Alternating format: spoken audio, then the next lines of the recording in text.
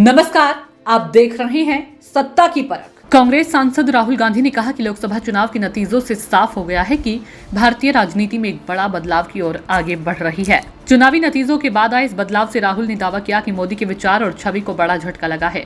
उन्होंने तर्क दिया कि मोदी के नेतृत्व वाली तीसरी एनडीए सरकार संघर्ष करेगी, क्योंकि 2014 और 2019 में जो बातें नरेंद्र मोदी के पक्ष में थी वो इस बार कहीं दिखाई नहीं पड़ती। राहुल गांधी ने कहा कि ये सोच कि आप नफरत और गुस्से की राजनीति से लाभ उठा सकते हैं। भारत के लोगों ने इस चुनाव में इसे अस्वीकार कर दिया है। जिस पार्टी ने पिछले 10 साल अयोध्या के बारे में बात करने में बिताए, उसका अयोध्या में सफाया हो गया है। मूल रूप से यह हुआ कि धार्मिक नफरत पैदा करने का भाजपा का मूल ढांचा ध्वस्त हो गया है। राहुल गांधी ने कहा कि इस बार विपक्ष के प्रदर्शन में सुधार के लिए अपनी 2 भारत जोड़ो यात्राओं को भी श्रेय दिया। न्यायिक प्रणाली, मीडिया, संवैधानिक संस्थाएं भी सभी के दरवाजे विपक्ष के लिए बंद थे। तब हमने फैसला किया कि हम अपने दम पर ही लड़ना होगा। हमारे खिलाफ जो दीवार खड़ी की गई है, इस चुनाव में सफल होने वाले बहुत से विचार उसी से आए थे। नरेंद्र मोदी लगातार तीसरी बार प्रधानमंत्री तो बन गए, लेकिन उसकी पार्टी बीजेपी अकेले बहुमत के जादुई आंकड़े से दूर रह गई। एक दशक में ही केंद्र में एक पार्टी की बहुमत वाली सरकार का दौर खत्म हो गया। इसके चलते ही बीजेपी 240 सीटों पर ही सिमट गई। बीजेपी को केंद्र की सत्ता में लौटने के लिए सहयोगी दलों की मदद लेनी पड़ी, जिनके पास 53 सीटें हैं। एक अखबार में इंटरव्यू देते हुए राहुल गांधी ने बड़ा दावा किया है कि एनडीए के कई साथी दल उनके यानी कांग्रेस पार्टी के संपर्क में हैं। राजनीति की भाषा में संपर्क का मतलब आप भली प्रकार से समझते हैं।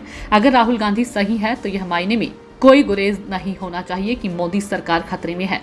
संख्या बल की दृष्टि से सत्तारूढ़ एनडीए बहुत कमजोर है और थोड़ी सी गड़बड़ी में ही सरकार धराशायी हो सकती है। राहुल ने कहा कि संख्या इतनी कम है कि सरकार बहुत नाजुक है और छोटी सी गड़बड़ी भी इसे गिरा सकती है। उन्होंने यह भी दावा किया कि एनडीए के कुछ सहयोगी तो हमारे संपर्क में है, लेकिन कौन? राहुल ने किसी का नाम तो नहीं बताया, लेकिन उन्होंने कहा कि मोदी खेमे में बहुत गहरी असहमति उनके सहयोगियों को है। एनडीए के सहयोगी आंध्र प्रदेश के मुख्यमंत्री चंद्रबाबू नायडू की पार्टी टीडीपी के 14 और बिहार के मुख्यमंत्री नीतीश कुमार की पार्टी जेडीयू के 12 सांसद हैं। अगर ये दोनों एक साथ एनडीए से निकल जाएं तो कुल 26 सांसद घट जाएंगे, यानी सरकार गिराने के लिए जरूरी 21 के आंकड़े से 5 ज्यादा। लेकिन क्या नायडू और नीतीश मोदी को झटका दे सकते हैं? राजनीति में कुछ भी हो सकता है। राहुल के दावे की परीक्षा तब तक होती रहेगी जब तक ऐसा कुछ हो नहीं जाता। राहुल गांधी के दावे की पड़ताल करें तो एनडीए को कम से कम 21 सांसदों से झटका मिलेगा, तभी मोदी सरकार गिर सकती है। बहुमत के लिए 272 का आंकड़ा चाहिए। इनमें अकेले बीजेपी के पास 240 सीटें हैं, इसलिए बीजेपी को सरकार बचाने के लिए सहयोगी दलों से सिर्फ 32 सांसदों के समर्थन की जरूरत है। अभी सहयोगी दलों के पास 53 सांसद है। सियासी जानकारों का मानना है कि राहुल गांधी के दावे में सच हो सकता है। जिस प्रकार मंत्रिमंडल का गठन होने के बाद सहयोगी दलों को बीजेपी ने किनारे खड़ा कर दिया।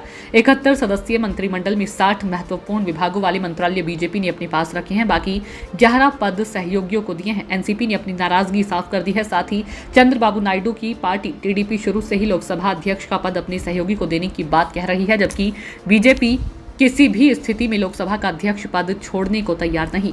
बीजेपी लोकसभा अध्यक्ष पर अपना तथा उपाध्यक्ष के पद पर सहयोगी दलों का उम्मीदवार उतारने की बात कह रही है, जबकि अब तक यह परंपरा रही है कि लोकसभा उपाध्यक्ष का पद पर हमेशा विपक्ष का नेता ही काबिज रहा है।